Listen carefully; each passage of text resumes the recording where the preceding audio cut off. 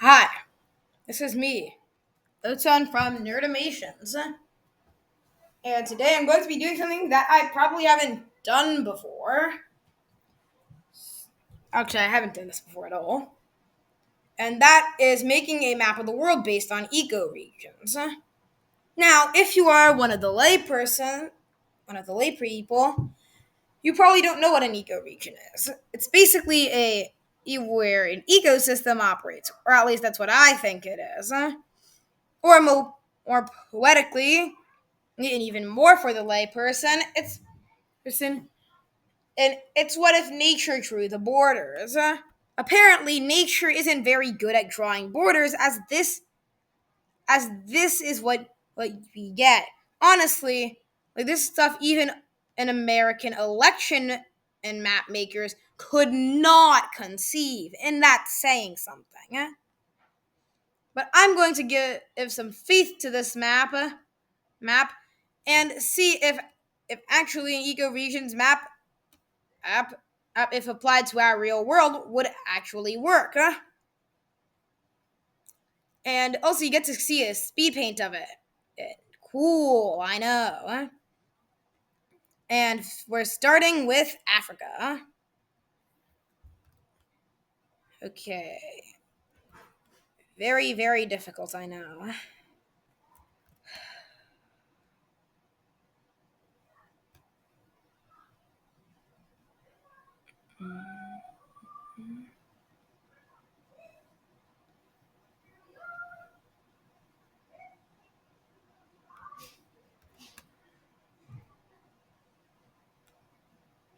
Oh,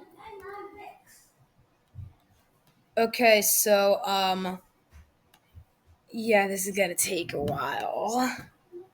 Don't worry, I'm doing Africa by section. It's not going to be that long. You just need to create yeah.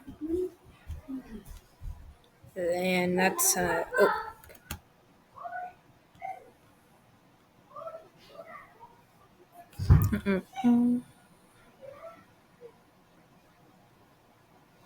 also don't mind the noises in the background. Okay. Hey, future son, make the speed paint begin. Oh God, the bad my horrible tracing skills and skills on paint.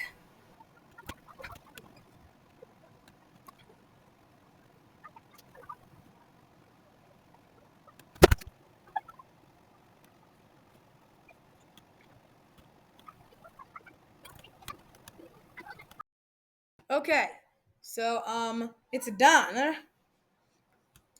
So some things you can notice is that I did have to cut some corners.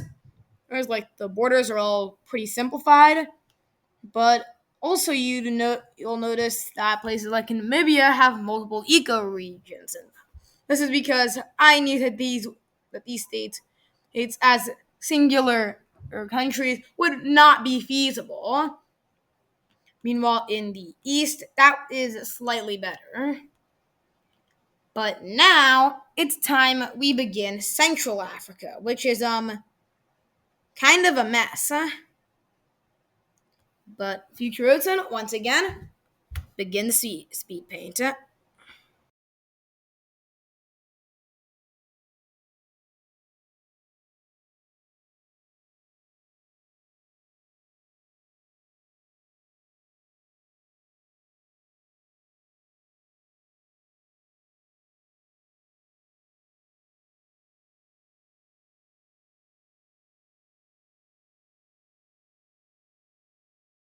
And here's all Central Africa.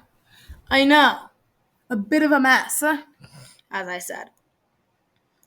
Now, here are some things to notice. For example, this bioregion, but I think it's one bioregion, should stretch from here all the way to here. But number one, it would be logistically difficult to get around the Great Rift Valley. And number two, making such a state, it would make this state extremely powerful. Well, since they own both the Katanga region with all of its rich stuff, and wouldn't be that far from getting to the ocean, and which would make get probably one of the most powerful states in Africa. Remember, besides making these this based off of ecoregions, we do also want to make this partially based off of of culture, and if that country he could would be too powerful or too weak. But now we're going to be doing East Africa. And here we might actually have to fully defy some of our rules to make any of these countries logistically sensible or possible. But anyways, let's get back to speed painting.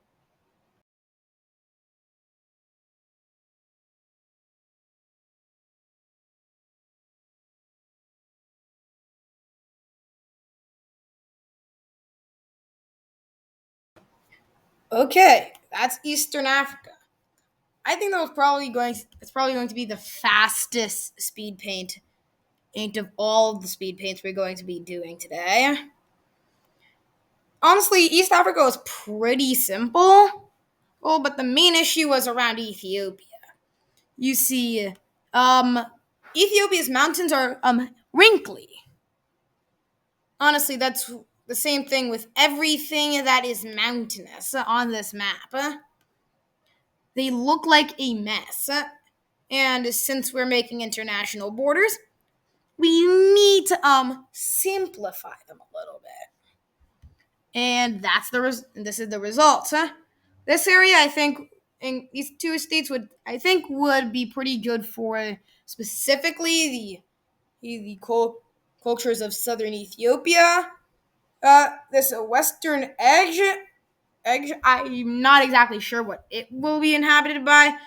But it would also probably make this area slightly more stable, as this would be a good solution to the smoldering wars in Ethiopia between the Oromo, the Amhara, and the recently ending war against the Tigrays.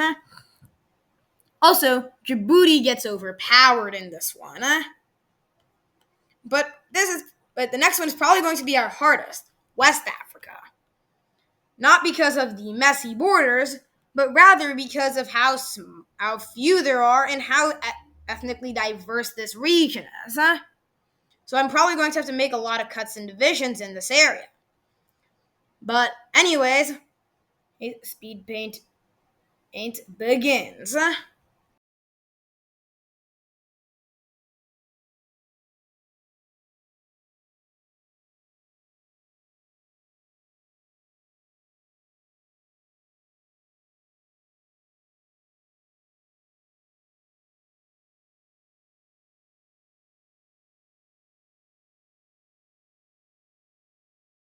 Western Africa.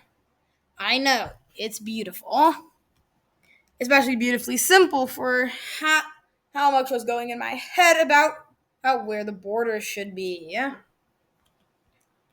In the west, the states are a little more granulated, but especially in the north, they get much larger as more space is needed for the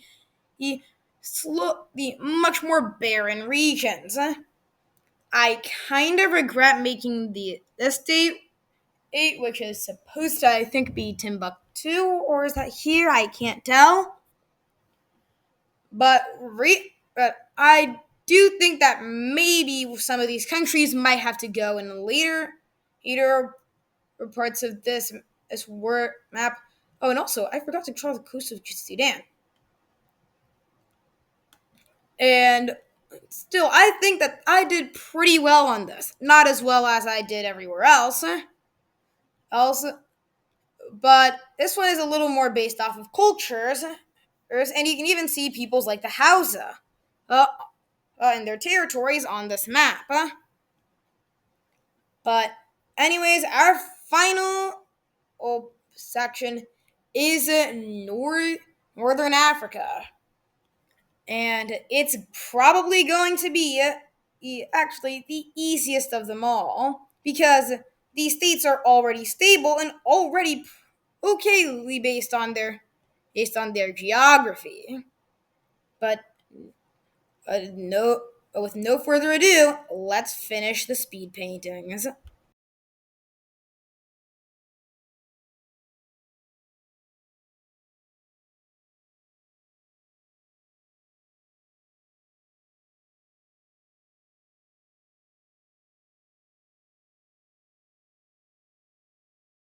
Okay, and before we truly finish, I just realized we have the islands to do.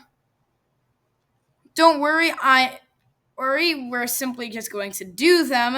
I'm gonna cover them in fast. And sorry, North Africa. Africa, we'll cover you maybe in the next episode where I do Europe and the Middle East. But first, I think that not Mayotte, Mauritius and Reunion should have a reunion. And pun intended. Madagascar honestly should just stay its own country. Not because it isn't biodiverse, it is, and not because I don't know anything about Madagascar. I think quite a bit, not too much. I'm not a Madagascar expert, but I do know that this entire island speaks mostly the same type of language, and splitting it into smaller states would be nonsensical,